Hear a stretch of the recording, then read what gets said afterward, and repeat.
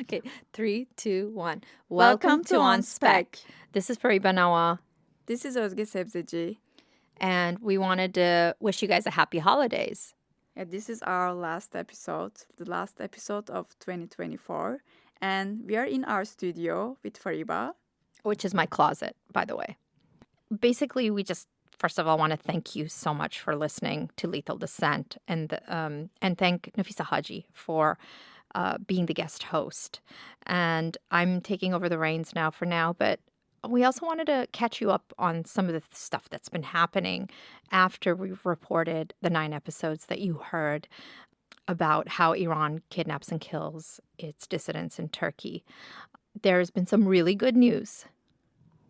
Yeah, this is like really nice to hear because we don't hear good news all the time from this part of the world, especially this year has been very difficult for the Middle East. So what's the good news, Fariba? Well, Mohammad Rezai, the Navy captain who was almost kidnapped by Ehsan Salam and his team, has made it to America. And he's in the East Coast, and he is exhausted and looking forward to a future of not being afraid and going back to the seas and being a sailor. That's his passion. We want to say that we're just so happy that our story was able to help Mohammad Rezai's 8-year case in limbo, his asylum case, make it to America. It's an extremely difficult process. There's even more good news. Wow, okay. What's that? Well, we know that Mehdi Hajeti also made it to the US, and you heard him in episode 9 talk about what life is like. And, life in exile after you leave your country is never easy for these dissidents. So I think they're going to face their own challenges, but the most important thing for a human being is what? Safety. It's feeling safe. And then the other challenges come later, and they'll deal with that, whether that's loneliness, isolation, economic troubles. When you don't feel safe, it's hard to do anything else. And, I've had a little bit of problems with that in Turkey because of this story. Yeah, journalism is never easy in Turkey or Turkey. What happened to Ihsan Salam, Fariba? Like the guy who tried to kidnap Mohammed Rezai? Well, as far as we know, his case, he's still on probation. But the good news is I haven't got any calls from him or his team yet, anyway, and I hope I don't. I'm very relieved to be left alone. Özge worked with me as the multimedia producer on this story, and we just want to let you know that we have 2 articles coming out in The Verge about women's rights and the technology angle to how Iran kidnaps and kills its dissidents. So it's a sort of an addendum to the podcast. It's not exactly the same thing. And that will be forthcoming. Another piece of good news that we have at On Spec Podcast is that we are now a 501c3 nonprofit status organization. And that means you can get tax deduction by donating to us. It's tax deductible, and it's almost the end of the year. So if you guys go ahead and donate, your tax dollars will be saved by donating to OnSpec. And you can also, if you work for a company that matches the funds that you give, that's also something that you can do with OnSpec. A friend of mine is donating through Benevity, and she works at Google, and Google will match her donations. And she's doing like a monthly donation to us, I am so grateful to her. All of you guys who've donated and who are already Patreon subscribers, those of you who got us started with the Kickstarter campaign, we will never forget you. We are forever grateful to you. You have funded some really groundbreaking journalism that's made impact on individuals and has trained many local journalists. That's another thing that we do. We train journalists in many different countries, and we help them tell their own stories. And they're not learning to do 3-minute BBC stories or 3-minute radio stories. They're learning half-hour documentaries, how to write a 5,000-word script, how to get audio that's top quality, and how to put it all together. So we are training folks in different parts of the world, and when you give us money, we give that back by hiring them to work for us. You won't go wrong by donating to On Spec podcast. Thank you very much. Özge, what was your favorite part of working on this podcast for 2 years? You were stuck with me for 2 years. I'm so sorry. Yeah, no, it's fine. I like I like working with you, Fariba, and I liked working as a team with you and Beril, like on the ground. I think my favorite moment is like when we went to Balıkesir together, you, me, and Beril Eski. We actually went there without like really organizing with anyone in advance because we didn't know who we will find there. And like we were very lucky because we met with the neighbor of Muhammed Shabani. And you know, in Turkey, sometimes like people get very nervous because these are very difficult subjects to talk about. So they're not very open about sharing their side of the story. But this neighbor was very articulate, and if you heard the podcast, you know what I'm talking about. So And if you haven't heard the podcast, you need to go to OnSpec Podcast and start with the prologue and listen to the 9 episodes, all 9. You can't stop listening to halfway in between because then you won't know what happened to Mohammed Shabani. Yeah, I remember who you're talking about. It's Ali Kamal Akbalut. He's one of my favorite characters in the podcast. yeah, and like meeting with him, and like he was very open, and like he was a very fun guy. He was into like, you know, spy movies, he was into thrillers. So we went there without any clues, and then we met the most helpful person in the story. So I think that was, and like doing it like all together, like the three of us, was my favorite moment. Yeah, we were doing this very manly man story about, you know, military defectors being kidnapped, and a male poet, Iranian poet, who jumped off or was thrown off his balcony. You'll have to listen to find out, and died. We were doing these very sort of masculine stories, and we were 3 women, and it was just really fun, and we took calculated risks, and I think that it paid off.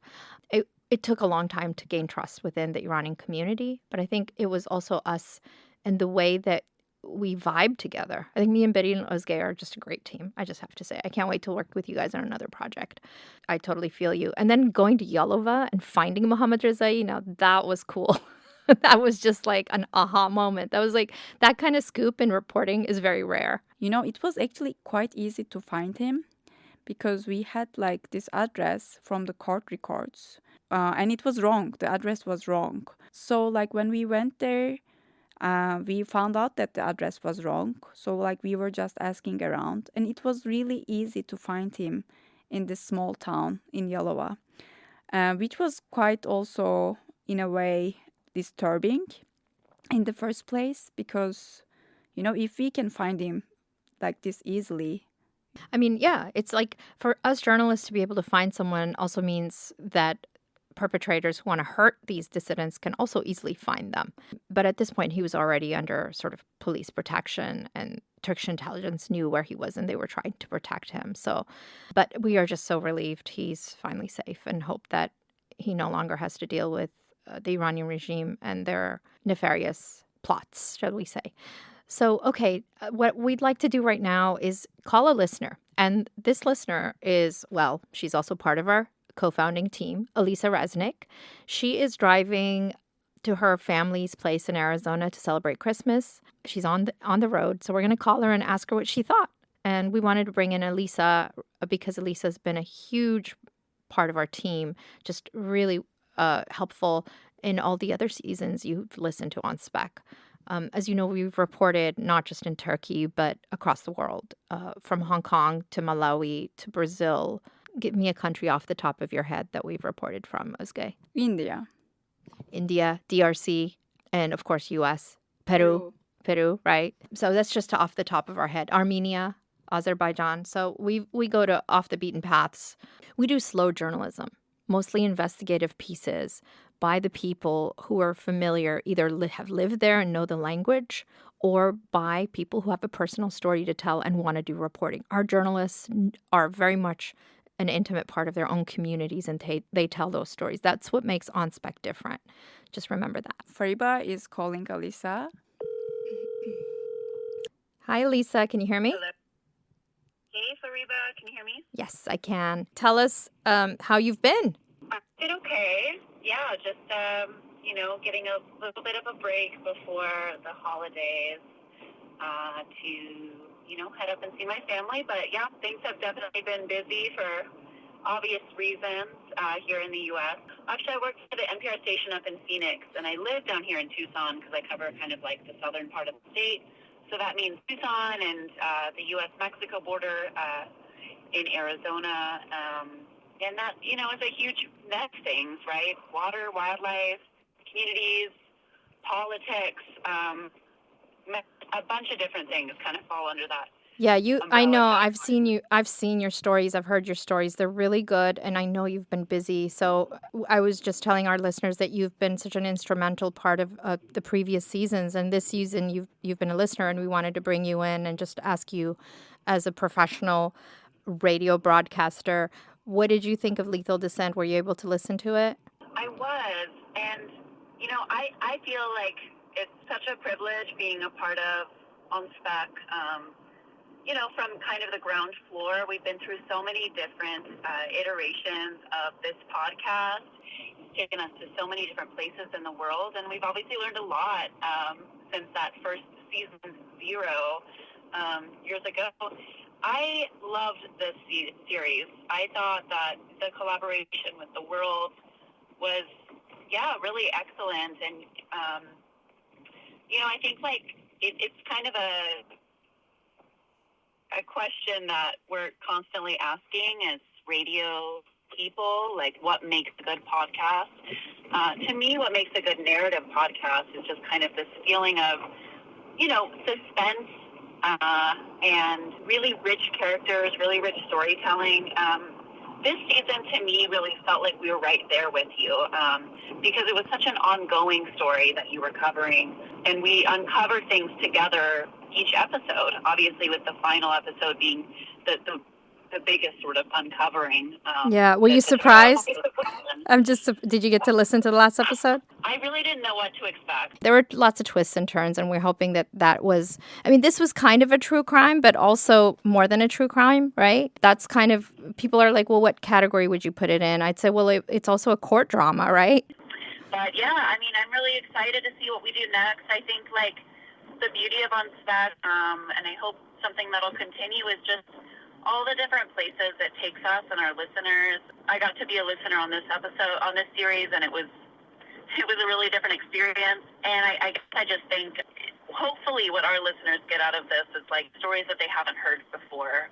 Yeah. I'm generally an editor, seasons, or producing my own work. Hope that people are looking forward to what we do next. Yeah, we're gonna start thinking about our 6th season, and we want to thank you for joining us while you're going on your holiday, basically. So thank you so much, Elisa, for being with us, and please keep in touch, and we'll be talking more about what's in the future for On Spec. Absolutely. Looking forward to it. Talk to you guys soon. Bye. So again, that was Elisa Resnick for NPR Phoenix, and she is working on the border, the U.S. border, and covering migration and climate change and everything that is going on there. So what we'd like to do now is ask you for help to fundraise for our next season. As you know, we're an independent podcast. We are a freelance-run entity. We're not supported by any big media, and we do receive grants, but individual donors are the most important part of our fundraising. And we really need you in any way possible. There's so many different ways you can help. One is go to our website, www.onspecpodcast.com. If you go in the About section and just scroll down, you'll see the Patreon link and become a Patreon member.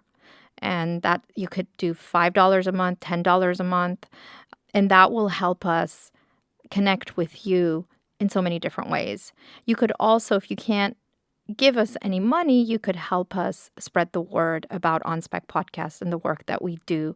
You can rate and review us on Spotify, on Apple, write a review. That also helps, as you know. But more than that, you can sign up for our newsletter. And from now on, I promise to write a monthly newsletter. Now, see, I'm not really big on writing newsletters, but I notice that you guys open them when I do write them. So we notice how you're listening to us, and it would be great if you'd read it. It looks like you are reading them when I do write them sporadically. But also, we might have a survey in there if you can fill it out. The thing about these surveys, as you know, is that it helps us make a better podcast and engage with you in a more meaningful way. How does it feel when you listen to a Not Spec episode? What does it make you feel like? What can we do for it to be more useful to you? We are trying to gauge all that before we start our next season. So have a wonderful new year. If you celebrate Christmas, Merry Christmas. I just celebrated the winter solstice in our Afghan Persian tradition. It's a very important seasonal change, the longest night of the year. We sit around reading poetry and eating pomegranates and watermelon. I wish the best for all of us for 2025. Özge, thank you for being a part of On Spec. Thank you, and thank you for listening. We hope to be back very soon.